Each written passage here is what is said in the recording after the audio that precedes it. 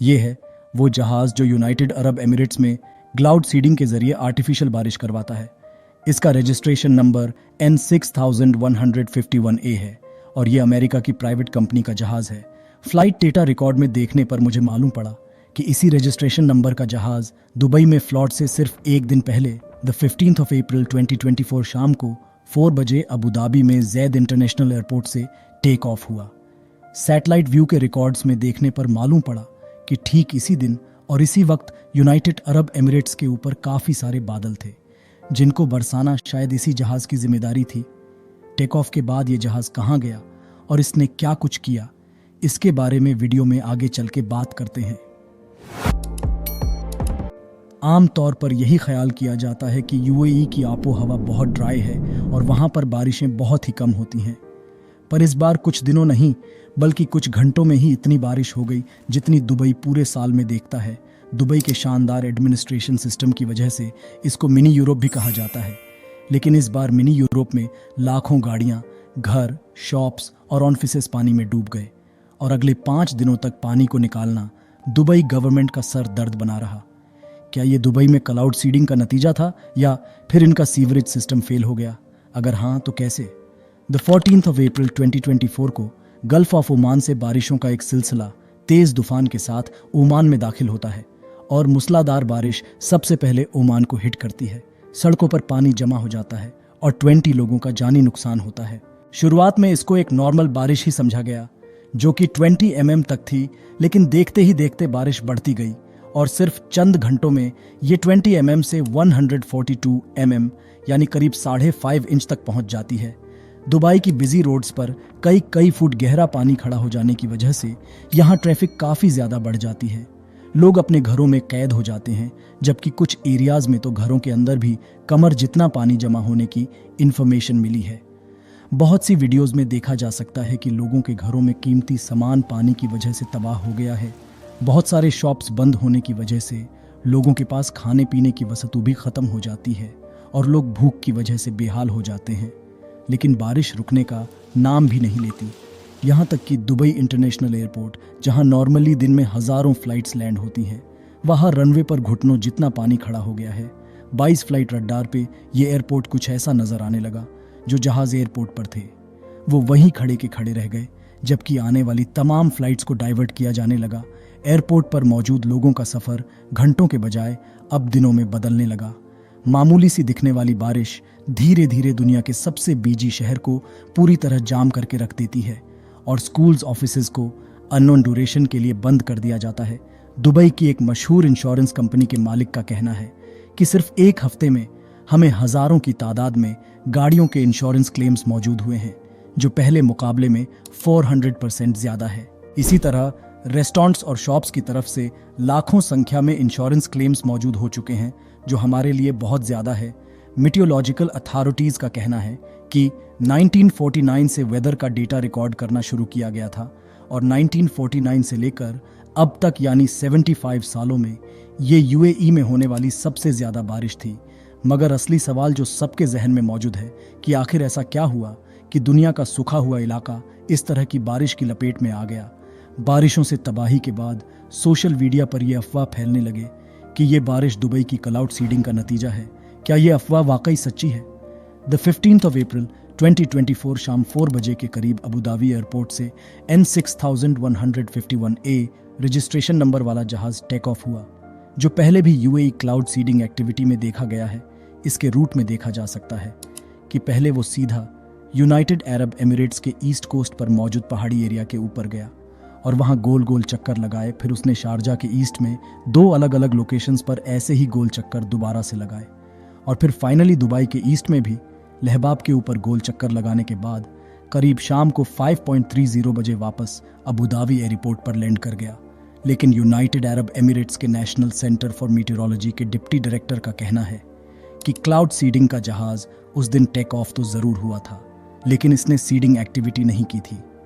Cloud seeding Dubai में पहली बार 1990s में यहाँ पानी की शॉर्टेज से निपटने के लिए शुरू की गई थी।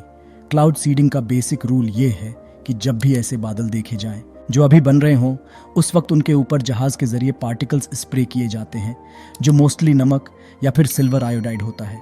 ये नमक जब बादलों में मौजूद मॉइस्चर से कांटेक्ट में आता है तो वेपर पहले आइस क्रिस्टल्स कन्वर्ट होते हैं और फिर भारी होने की वजह से बरसना शुरू हो जाते हैं। नीचे आते आते जैसे ही टेम्परेचर चेंज होता है तो ये बर्फ से ड्रॉपलेट्स में बदल जाते हैं। अगर United Arab Emirates cloud seeding ना करे तो यही बादल नेचुरल तौर पे कहीं और जाकर बरसेंगे। पर क्या वाकई ये बारिश और फ्लड्स जिन्होंने दुबई और ओमान में तबाही मचाई ये क्लाउड सीडिंग का ही नतीजा था या नहीं? क्योंकि लोगों का कहना है कि पहले से आने वाले तूफान की वजह से क्लाउड सीडिंग ने इस पर कैटलिस्ट का रोल प्ले किया और तभी मामला दुबई के हाथों से निकल गया। पर मेरी जांच से ये मालूम पड़ता है कि इतनी ज़्यादा बारिश क्लाउड सीडिंग का रिजल्ट नहीं हो सकती, क्योंकि जो एयरक्राफ्ट हमने ट्रैक किया वो सिर्फ यूएई के ऊपर ही घूम रहा था, न कि ओमान के ऊपर। जबकि सैटेलाइट व्यू में देखा जाए तो बादल खुद ओमान की तरफ से आ रहे थे। एक्सपर्ट्स का भी कुछ इसी तरह का ख्याल है। वेदर एक्सपर्ट्स का कहना है कि क्लाउड सीडिंग से बारिश ज़रूर होती है, लेकिन इस तरह ज़्यादा बारिश नहीं कि सैलाब की सूरत पैदा हो जाए। माहिरीन का कहना है कि क्लाउड सीडिंग से बारिश पैदा नहीं की जाती, बल्कि बारिश तो पहले से हवा में मौजूद होती है, उसको सिर्फ बरसाया जाता है। इसीलिए क्लाउड सीडिंग को इस फ्लड का जिम्मेदार ठहराना किसी सूरत भी ठीक नहीं है। इंपीरियल कॉलेज ऑफ लंदन की एक मशहूर क्लाइमेट एक्सपर्ट फ्रेडरिक ऑटो का कहना है कि ये बारिशें इंसानी क्लाइमेट चेंज का नतीजा है, यानी हमारी गलतियों की वजह से जो दुनिया भर का मौसम बदल रहा है, जिसमें हमारे एग्रीकल्चर प्रोसेस, इंडस्ट्रियल प्रोसेस और जंगलात का खात्मा शामिल है। क्लाइमेट चेंज से तो पूरी दुनिया ही परेशान है और अगर इसका हल ना निकाला गया तो आने वाले कुछ सालों में होने वाले मौसम बदलाव की वजह से दुनिया को नुकसान उठाना पड़ सकता है। माहिरीन का ये भी कहना है कि अगर ऐसी बारिशें किसी ऐसे मुल्क में होती जहां बारिशें होती रहती हैं तो शायद इस कदर नुकसान ना होता जितना यूनाइटेड अरब एमिरेट्स और ओमान में हुआ है। इसकी वजह यह है कि यूएई और ओमान में अमूमन ज़्यादा बारिशें नहीं होती, इसीलिए यहाँ प्रॉपर ड्रेनेज सिस्टम मौजूद नहीं है और शहर को फ्लड जैसी सूरत से निपटने के लिए तैयार नहीं किया जाता। दुबई का रीसेंट फ्लड जाहिर करता है कि शहरी इंजीनियरिंग क्लाइमेट चेंज के टेस्ट को फेल कर चुकी है। पहली बात ये कि हमें नहीं भूलना चाहिए कि दुबई रेत पर बनाया गया था, वो रेत जो पानी को आसानी से एब्सॉर्ब कर लेती है।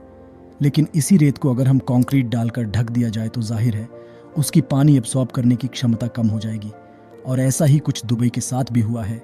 रियल एस्टेट डेवलपर्स ने दुबई के नेचुरल टेरेन को बदल दिया है और अब यहाँ की ज़मीन पानी को बहुत कम एब्सॉर्ब करती है। यही वजह है कि हर कुछ सालों के बाद यहाँ के सीवरेज सिस्टम को बढ़ाना पड़ता है। दूसरा मसला ये भी है कि दुबई की पॉपुलेशन दिन प्रतिदिन बढ़ती जा रही है और पॉपुलेशन के साथ वेस्ट भी बढ़ता जा रहा है। दुबई की सड़कों पर हमें कचरा नज़र नहीं आता, लेकिन इस कचरा को कहीं ना कहीं तो जाना है। दुबई का सीवरेज सिस्टम इतना बड़ा नहीं है कि 142 mm की बारिश का पानी अचानक से निकाल सके। जब पानी खड़ा होना शुरू हुआ तो उसने कचरा को भी अपने साथ बहाकर पहले से छोटे सीवरेज सिस्टम को आसानी से ब्लॉक कर दिया और मामला बद से बदतर हो गया। आमतौर पर जब ऐसी हाल पैदा होती है तो उस वक्त ब्लॉक्ड सीवरेज लाइन को आइडेंटिफाई करना बहुत मुश्किल काम होता है। ऐसा सिर्फ दुबई में ही नहीं बल्कि दुनिया की दूसरी डेवलप्ड सिटीज में भी देखा गया है। पिछली बारिशों में न्यूयॉर्क सिटी का भी कुछ ऐसा ही हाल था। स्कूल, रोड्स और घरों में पानी खड़ा हो गया।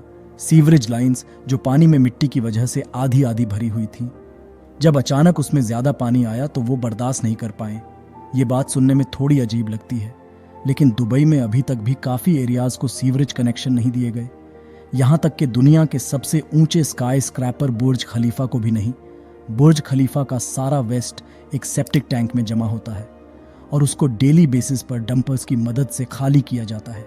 द 16th of April की बारिश में दुबई के पास रिसोर्सेज और टेक्नोलॉजी के साथ साथ बेहतर मैनेजमेंट मौजूद थी, इसीलिए जल्द से जल्द टैंकर्स और मशीनरी की मदद से ज्यादातर लोकेशंस पर से पानी निकाल लिया गया और सिस्टम को चालू कर दिया गया। लेकिन ये आखिरी बारिश नहीं थी। ऐसी बारिशें फिर से हो सकती हैं क्योंकि क्लाइमेट चेंज का खतरा सर पर मंडरा रहा है। इसीलिए दुबई के रूलर शेख मोहम्मद बिन राशिद अल मखतूम ने दुबई में एडिशनल सीवरेज लाइंस के लिए 80 अरब की मंजूरी दे दी है। यानी ये इतनी ही रकम है जिसमें 15 बुर्ज खलीफा दोबारा से बनाए जा सकते हैं। उम्मीद करता हूँ कि यह वीडियो आपको पसंद आई होगी और अपने दोस्तों तक ज़रूर शेयर करेंगे।